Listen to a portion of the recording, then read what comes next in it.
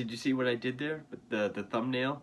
Get it? Because it's the name of the movie. I was smiling.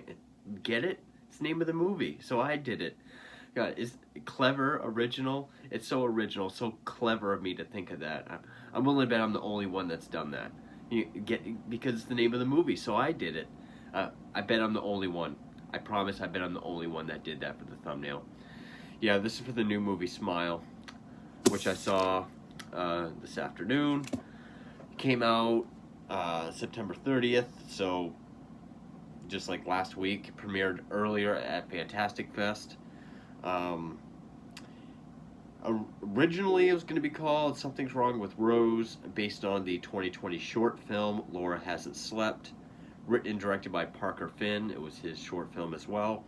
This is the directorial debut of Parker Finn, which I will say, if this guy continues doing what he's doing, at least visually, I think he'll do just fine.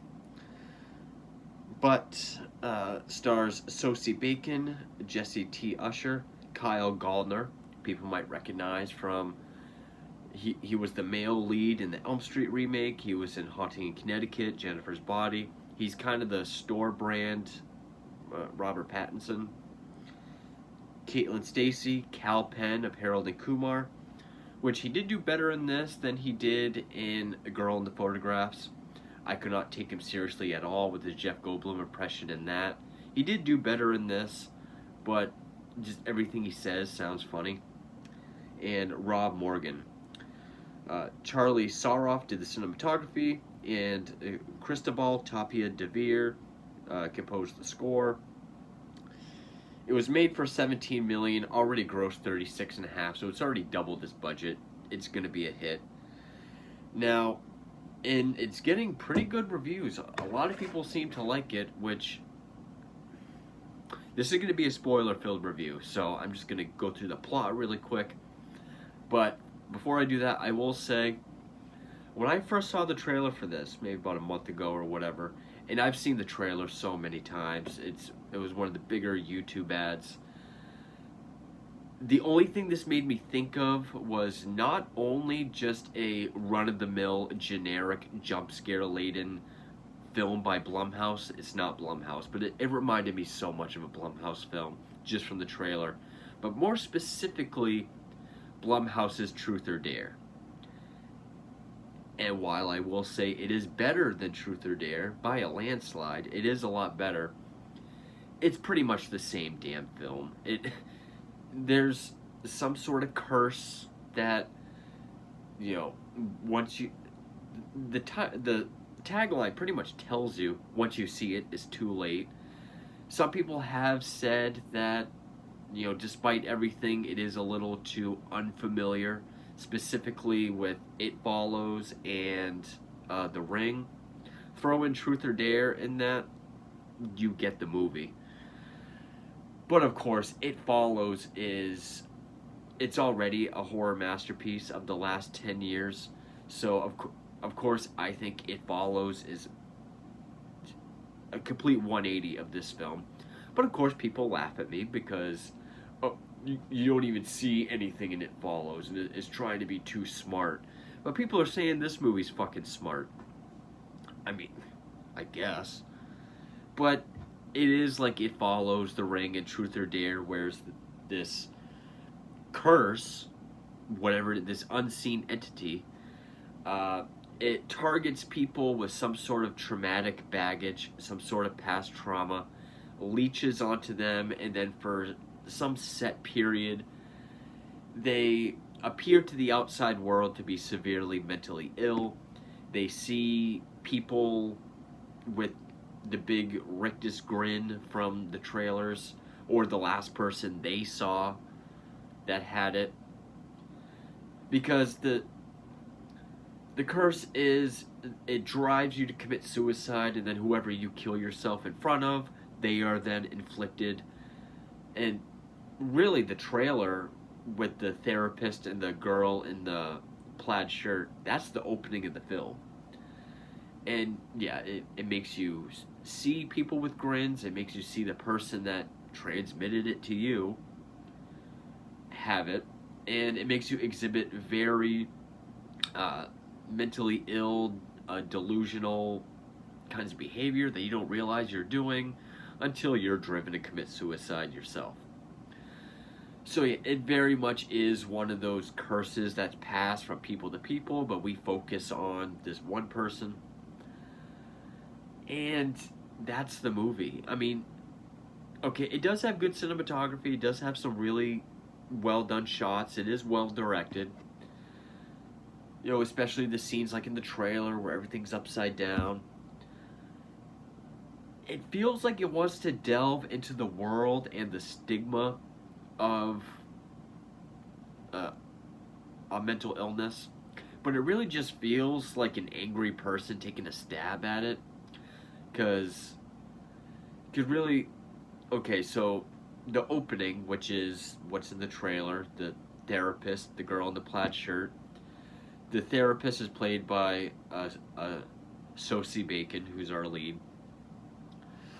Her boss at this hospital is Cal Penn, and right in the beginning, he says something like, we just got a patient who's whatever. It's like, yes, I'm going to take care of her. It's like, she doesn't have insurance. Yes, I know, but I like my job. I like helping people.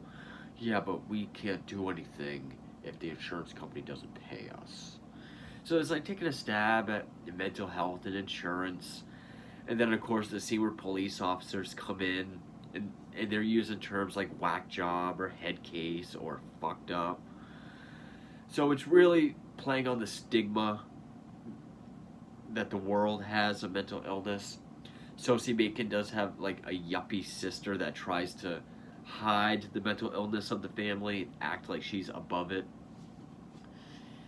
And really, the movie is just her going through this curse, her seeing shit, her seeing the girl from the beginning, really just acting crazy or looking crazy to everybody.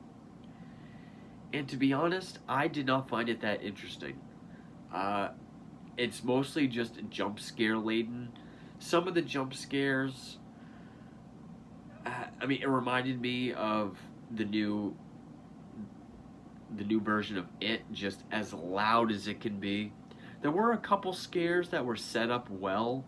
There's one that involves, the home alarm and a phone call. That scare was set up well. The scene at the birthday party was done well. But other than that, I mean, it's not very interesting. It kind of like Hereditary. It seems like a movie that could have been, a really well thought out, a metaphorical film about mental illness, but then it just goes off the rails. I would say Hereditary is a smarter movie than this. And yeah, it seems to be getting good reviews, and I would have to put this in the category of just like what modern audiences want to see. It's full of jump scares. Okay, it has a creepy grin that doesn't really look that creepy, but to most people, oh, smiles are scary. It's kind of like having a clown in a movie. Uh, yeah, this dark tone, having something about mental illness, but again, mostly jump scares. I will say the score was well done, but it's mostly just a jump scare laden film. So you look at like every A24 horror film that's come out, most people, not critics, but like most audiences, slow, it's boring, I don't want to think when I go to movies.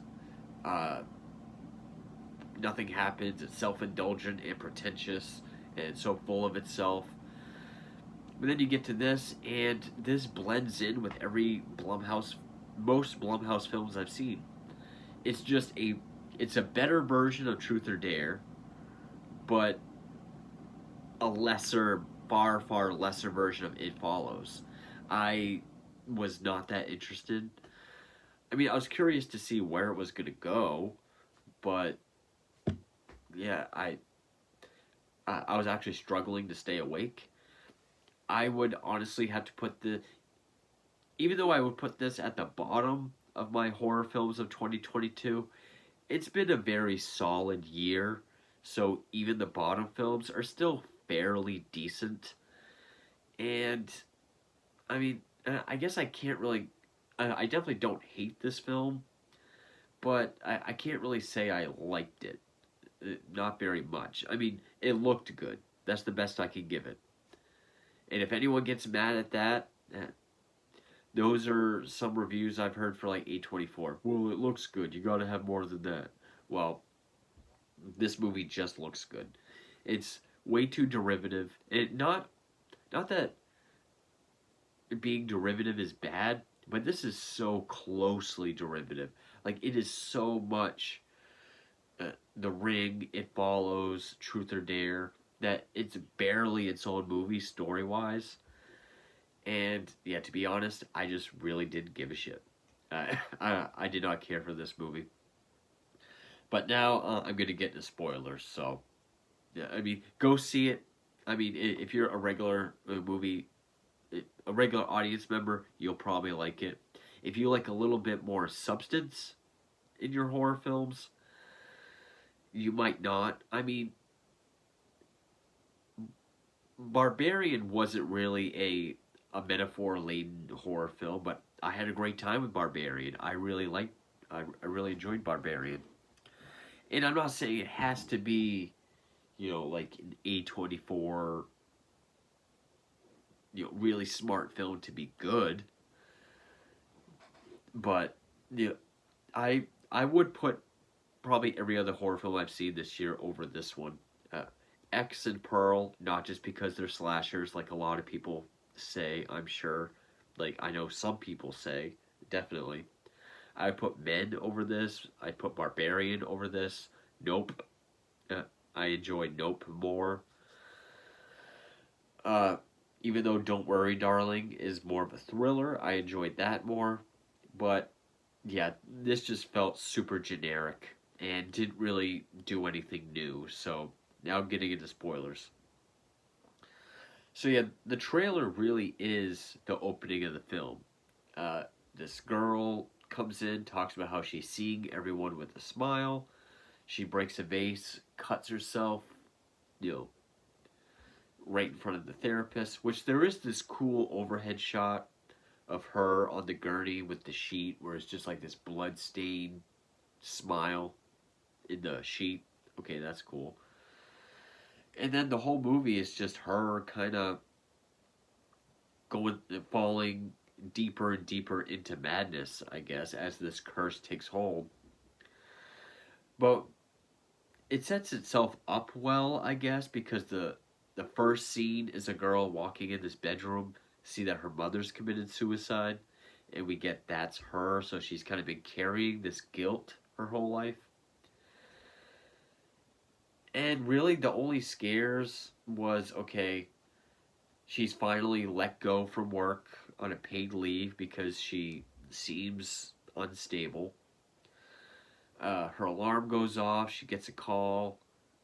They ask for, name, code word. She gives it to them, and they start addressing her by name like, "Are you home alone?" I, I think so. Are you sure? Did you let someone in, Rose? Okay, that was creepy.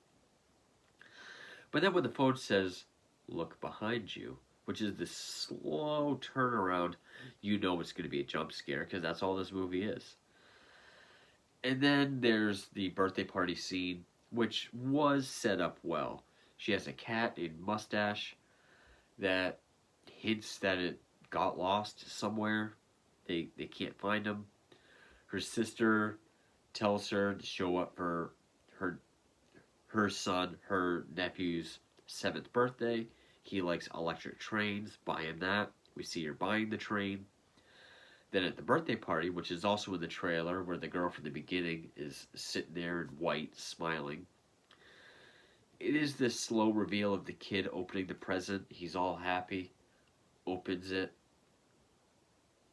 gets all sad, and just holds up a dead cat. Everyone freaks out. Some scenes do go over the top, like Sosie Bacon's reaction when she sees the cat. Like, it is a little over the top. Kyle Gallner plays the one of the two cops that go to this hospital after the intro when she slits her throat. one of the ones that's using insensitive terms to to take a stab at how people don't give a shit. Apparently, I mean, I've dealt with mental illness for most of my life. This wasn't a movie that kind of made me shake my hands like you tell him. Like I feel like this movie was trying to do. Yeah, a movie like Joker could make me do that. A movie like this just felt more like someone who, I don't know, is just trying to take stabs at the stigma but doesn't have a full uh, conception of the idea. Then there's the twist that he's actually the ex of Sosie Bacon. Sosie Bacon has a boyfriend that, of course, eventually leaves her because of her mental illness. Another idea that no one understands. You know, people don't date people with mental illness. That's what it feels like it's trying to say. And just all this shit's going bad. She even attacks this one disturbed patient at the hospital. And a lot of the scenes when it shows someone just stretching a grin felt just also felt over the top. When the older patient that she kind of attacks or makes orderly's attack, when he's just sitting there and she walks by, okay, that was creepy. There are a couple creepy scenes from things in the background, but it's mostly big, loud ass jump scares. And it just gets to the point where she decides, okay, this thing is going to follow me until I kill myself in front of someone, and then they'll get it, so I just have to isolate myself. When she tells that to Kyle Gallner. And even when she says, like, all I need to do is just be alone. He says, no, you shouldn't be alone right now. You need to be around people. Almost like it's trying to be the outside world telling mentally ill people, no, don't isolate yourself. You got to be around people that love you. But again, it doesn't feel like it has that punch behind it. Just someone trying to make a statement. And so she goes to her childhood home. We get like the Forrest Gump type moment where she's going to fight back her childhood demons. Which, I'm guessing this is the curse or this is the entity, which is, I want to see if it was played by that person. Because it definitely looked, no. Nightmare Mom is not. I thought it was played by that guy, Javier or something. He played like the leper in it. Anytime there's like a tall monster. But then there's this twist that shows why she's so traumatized and why she feels so much guilt. Is because when she was a kid, she walked in on her mother committing suicide by overdose. She didn't just find her, committing suicide. She found her in an attempt and regretting it and chose not to save her. Okay. I feel like if that was built up more, it would have been more impactful. I mean, her performance is good enough to make her feel sort of meek, timid, and very vulnerable, and like she does build walls around people. But they didn't really build up her trauma very much, at least I felt. It just felt like this curse is making her act more crazy. And so she has to fight back. You think she does, but she doesn't. And Kyle Gallner shows up. And he's just as bland in this as he was in the Elm Street remake and other films I've seen him in. And it has that downbeat truth or dare ending where she sets herself on fire in front of him. We zoom in on his eye as we see her burning in the reflection. So now he has it. Her plan failed, and now it's going to continue to spread. Really, the only thing I could say is that it is shot well. It is a good looking movie, and some of the performances, like Sosie Bacon, did fine. But everything else just felt really derivative and generic, really derivative, generic, too full of jump scares. Really, the only scenes that were built up well enough was the phone call after the alarm, the scene at the birthday party, and then there was just a couple of decent creepy moments of shit in the background. Everything else was just a loud jump scare. I saw this at 12:45, so it's been several hours since I left the theater. I'm struggling to remember what I saw. But yeah, of course, this is the horror movie that takes off and people are really liking this year. Nope got criticized, Men got criticized. People dug X and Pearl, I think only because they're slashers. I mean, I think a lot of people didn't even really get what the point of this trilogy is. They just like them because they're slashers. Uh, People did like Barbarian, but it seems like this is going to be the breakout horror film, which I do not understand. I'd put all the other ones I just said over this. Actually, no. The breakout horror film this year is going to be Halloween Ends because people just keep wanting the same shit. Oh, how did I forget? I would also put Black Phone over this. I thought Black Phone was a very well done film. But yeah, Halloween Ends is definitely going to be the breakout because people just want the same redundant shit, which is probably why this one's taken off because it really is Truth or Dare and The Ring with the same kind of transmission of a curse concept, but nowhere near the craftsmanship and execution of It Follows. So yeah, was not a fan of this film. I know I'm gonna get eaten alive for this, like I did my Midsummer rant, but I'm sorry. I really did just find it painfully generic. But anyway, so go ahead and leave your hate comments. Thank you for watching.